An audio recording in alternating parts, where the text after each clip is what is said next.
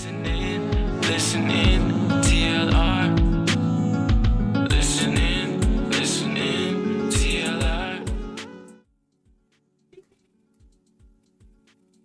Alrighty. So you see how that moves pretty much the entire sensor and then keeps the lens over it in place. Alright. I like that video right there. So you got to understand with optical image stabilization, pretty much what that does is keeps the lens stable. Why? Because even though you're holding your phone in your hand, right? Even though you're holding your phone in your hand is always moving very minutely. You can't see it. You think you're holding it straight.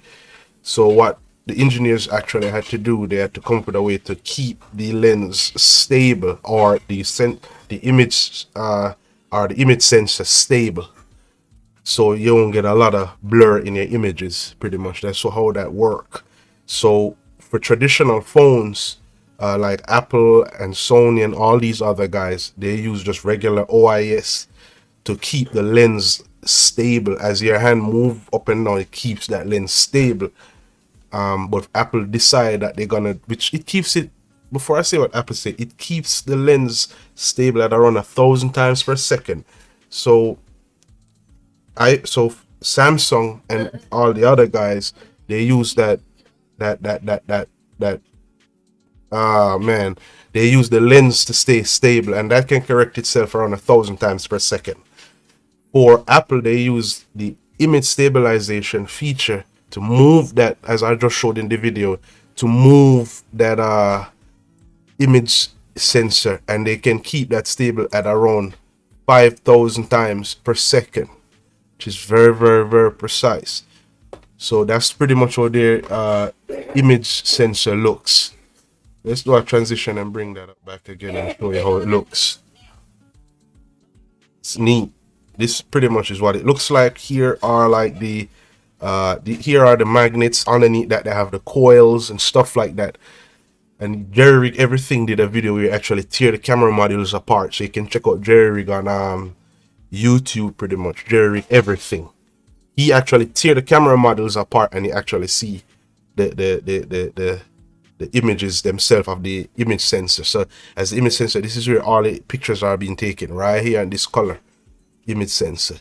These are actually 4 magnets on the corner, and then underneath that they have the coils that actually do all the work in moving this entire structure right here. So as you can see, it moves up and down, left and right, and stuff like that. Let's do a quick take on that again. That's up and down, left and right. See that right there? So that way, as your hand is moving, it can correct itself. If you move up, the sensor move down. If your hand move down, the sensor move up. If your hand move left, the sensor move right. If your hand move right, the sensor move left. And it can do that up to 5,000 times for every second. So that's neat right there. Let's switch back over right here and here. And they've actually added that for the iPhone Pro, right?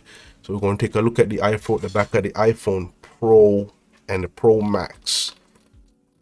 Yep, that's it right there. So on the top, show you have the telephoto lens. It's letting you know it's 77mm focal length, 3 times optical zoom, 2.8 aperture, focus pixel, 6 element OIS, right? Let me zoom back out on that. Let's zoom out.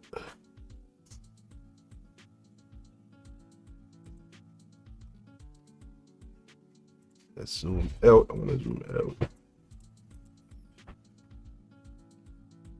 Right. For the ultra wide 13mm focal length, 1.8 aperture. That's a wide aperture. It's a faster sensor. Focus pixels, 6 element lens also. And for the wide right here, regular main camera right here pretty much has the 26 millimeter focal length, 1.9 pixels, micropixels. It's have a f1.5 aperture, 7 element lens, sensor shift, or an OIS. So what pretty much the main camera have, which is have a 1.5 aperture. That's really wider than the ultra wide. That's for the 1.8. So that capture a lot of light and way more depth of field for the wide, for the main lens here. This is where the phone will be using a lot, doing a lot of its work. It also has seven element lens. That means it has 7 different elements packed behind, our lenses packed behind each other, and that's used to prevent like lens flaring and stuff like that, right? And it has a sensor shift. I think this one also right here, which is the ultra wide camera, have also the sensor shift, which is really neat. And then the telephoto for the zooms. This, I think this one right here, if I'm I hope someone do correct me, I think this one right here don't have the sensor shift. Oh, it does have the sensor shift. One of them is missing the sensor shift though. And right here pretty much is the LiDAR sensor, a microphone here, and dual flash. So we also gonna talk a little about the LiDAR, a little bit about the LiDAR sensor.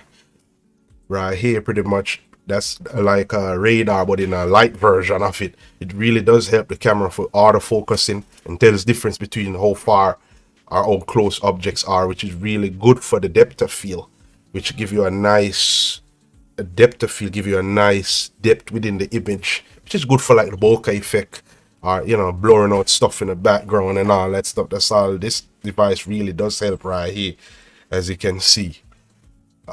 People will be using a lot, especially the main sensor right here, having a 1.5 aperture that's really wide, collects a lot of light, so no joke, and it's good for the depth of field combined with the LiDAR sensor here, right?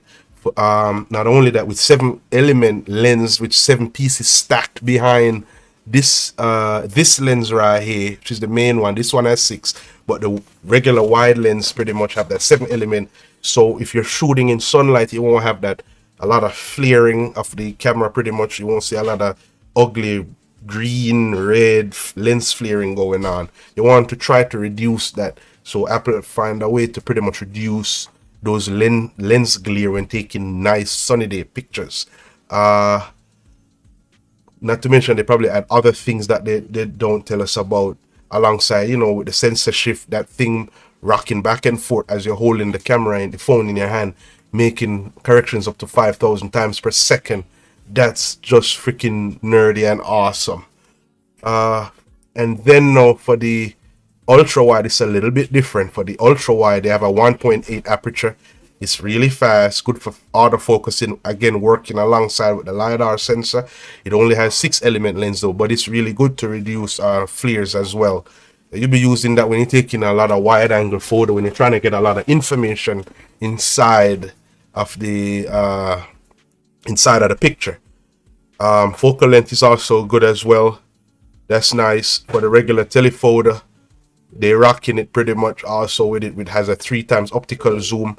And just to let you guys know, as you probably know already, all 3 of these are 12 megapixel cameras. I wish Apple did much better with the wide and the telephotos, because the thing about it is that you really start to lose a lot of information after you run out the 3 times optical zoom, and then you jump. Once you start to jump in digital zoom, the images start to get really blurry. Adding more megapixel can really help that out, because then it would really add more pixels to show as you're zooming in. There's much more information, especially when taking photos really far out with text only.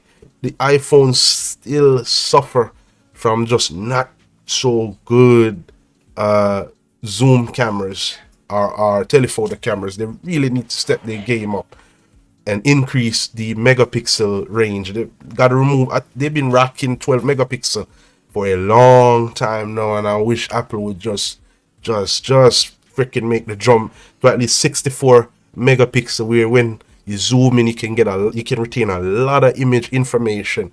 Because if that is paired with the sensor shift technology that they have, it'll really do well for taking, you're at the graduation, you way in the back, you can zoom in when your child is up there, and it retains a lot of image data. It's nice and clean and well stabilized to reduce that blur image that's usually associated with taking pictures from a far distance out. And it's good also, it'll be good to take, you're in the city, you can zoom in, take those nice you know, nice zoomed in pictures, nice and clean. You don't really need a lot like, say, Samsung's 108 megapixel. I think that's just a gimmick and a waste of time, pretty much. But 64 megapixel, I think, is really the sweet spot.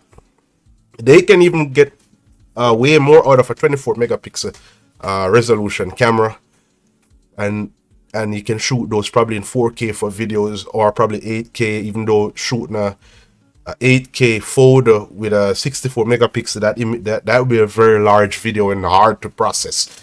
But with a 64 megapixel camera, say on the telephoto or the wide, you don't really need it on the ultra wide here, but you really need it on that wide, or you really need it on the telephoto. I wish they had used a higher megapixel camera again for those nice far distance, so you can allow you to zoom in much more on the optical zoom and even further on the digital zoom. Actually, what they can do, what I think they can do, is they can leave it at 3 times optical zoom, but then you can also do like a 10, or no, not like a 10, like a 20 times or 30 times digital zoom for the rest of the way while zooming in. I wish they you know, they could have done that. And then having a 64 megapixel, say, here would allow you to have some nice clean shots all the way out. It would be really nice if they could have that, though. 7 elements right here, that's really wonderful. I didn't know that they actually had 7 elements to the lens, pretty much. So again, for those nice sunny shots, you can reduce them lens glare so good, because you don't want lens glare in the shot. Let's try and find a lens glare shot example, show you what lens glare actually do look like. We're going to try to do it. This is what I usually refer to as lens glare, and you can really eat up the photos and cause that nasty look. If you look at this right here, this is what I refer to as lens glare. You want to reduce this right here, unless you want this as a part of the photo. So you want to try to reduce lens glare. In a situation like this is fine. The photographer, in photography, lens glare can be very annoying, or they can, because they can add to the nice feel or look to a picture, or they can add to really a blown out, loss in information image. Like for example, this right here. Well, in this photo, let's say you want to capture a face, this would be not a good thing on the bottom of the image right here. Thank you. Because it does take away from certain shots. If you look at this one right here, it eats up right here, you know, creates a not so good dynamic range here. So it's good for photos if it's welcome, but it can be really annoying if you don't want lens glare. This is just a pure glare image. If you look right here, these green orbs can really form over it, and you want to try to reduce that in a nice sunny day picture. Again, if it's welcome, that's fine. If your intended purpose is to take one with the glare in it, that's fine.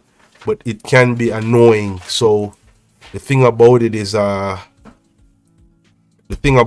to not have it in images if it's not intended to be in the image. So yep, that's pretty much so it's so for, and this probably, I think this right here is the iPhone 13 Pro, if I never said it, with all these 3 nice lovely cameras. What I want to talk about is the LiDAR sensor. I want to show you some images of what the LiDAR sensor look like. All right, so let's switch over to here for a little bit. Let me get it, and then I'll bring it right back on the screen. So if you're taking an image in a room, this is what the LiDAR sensor do. Shoot little tiny dots, laser dots all around to differentiate the distance between objects. So let me show you what that look like. So this is what a LiDAR sensor do. Take a look at, say, the this little sensor down here. This is a LiDAR sensor. It's pretty much a laser light sensor that's used for the autofocus. And what that do, it shoots out little tiny laser projected dots. When you can't see it on your phone. Well, maybe there's an app, I'm not sure, but comment in the box if it does show it on the devices such as the iPad or the iPhone. But it does look just like this right here. This does look like this right here. Hold on a sec. Yeah, it does look like this right here. So what this does, it allows to measure the distance between, say, this table that is close, that the phone can focus on it, which for faster autofocusing, versus, say, this table in the back. it can calculate the distance between this object here, which is this table, and this side table in the back right here. And it also can calculate the difference between this table that is closed for autofocusing versus the couch in the back right here. Also, this side piece that look like a side piece table, also it can calculate here to here for autofocus. So it does help a lot with image autofocusing. Now that's neat, where they can use that sensor, just this little tiny sensor, to do this right here. So that's what the LiDAR does. It's pretty much a radar using light and lasers. So radar uses radio frequency or radio waves to, it pushes out radio waves pretty much, and then it bounces off, whatever bounces off, the detector can pick it up, and then that can measure the difference between two objects, right? So for example, my hand on the camera can use laser autofocus to focus here. If I had autofocus on my camera, I'd be able to do it. Let's see if we can turn that on. You can turn on, say, autofocus. I'm not sure if it'll work here, but anyway, it's not working. I guess it's not working in this case. But okay. So it's supposed to show the difference between, in terms of the distance.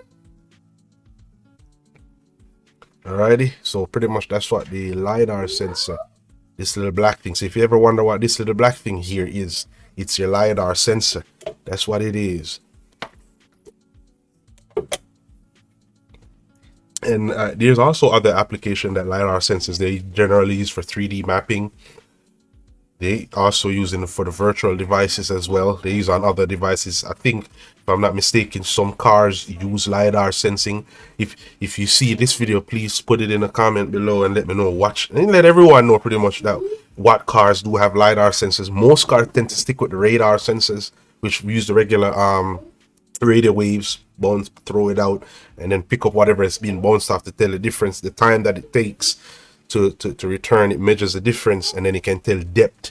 So it's definitely good right here, which really tells you how far, by giving a depth of field, how far objects are. All right, guys. And then I like, they use a two-tone flasher here. They use like a 2700 Kelvin flasher and maybe like a 3000 on one side. They use a nice two-tone, really give you that nice mixture, which helps with, you know, coloring, saturation, and stuff like that within the images. So they went all the way on this little hole right here. For the guys who don't know, this little hole right here, it's not to make your phone look pretty. That's a mic. That's a mic for your phone, pretty much. It does make things sound much clearer, especially for phone calls and recording. Okay, so that's pretty much for the iPhone Pro cameras. Listening, listening.